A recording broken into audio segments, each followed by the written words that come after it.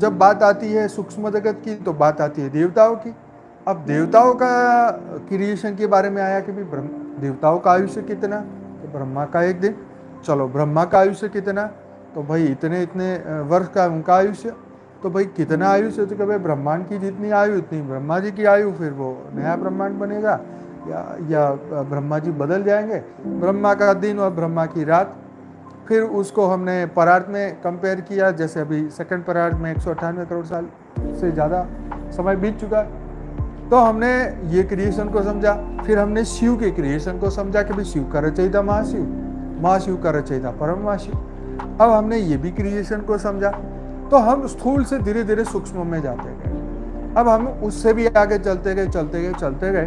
तो सनातन का मतलब ये है कि वो स्थूल और सूक्ष्म उस परम क्रिएशन तक पहुंचना।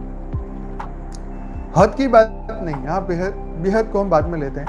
तो ये सनातन को समझते हम बहुत ऊपर चले गए, जो कि ये जो बातें हैं ये ना विकिपीडिया में है ना कहीं पर है। ये बात सिर्फ बापू जी ने बताई है, लेकिन आज मैं उसको थोड़ा सा सिस्टमेटिकली बताने की कोशिश कर रहा हूँ।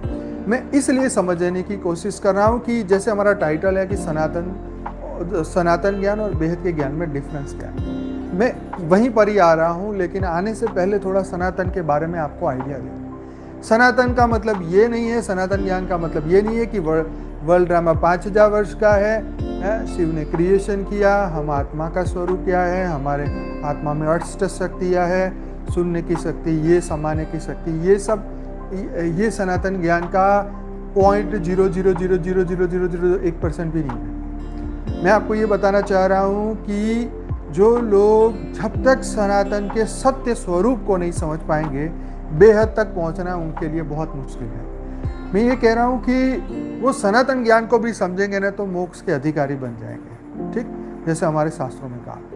इसीलिए पहले के काल में ये समय का वैल्यू बताया जाता था, 4 चक्र के बारे में बताया जाता था, अवतारों के बारे में बताया जाता था कि शिव के इतने अवतार, विष्णु के इतने अवतार धरती पे क्यों हुए, किस लिए हुए।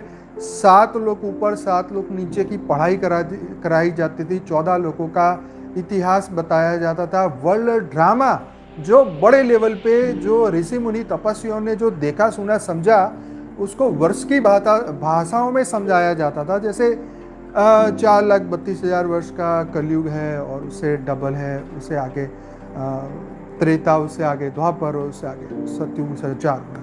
टोटल वर्ल्ड ड्रामा 43,43,20,000 ईयर का एक सिस्टम है, राइट।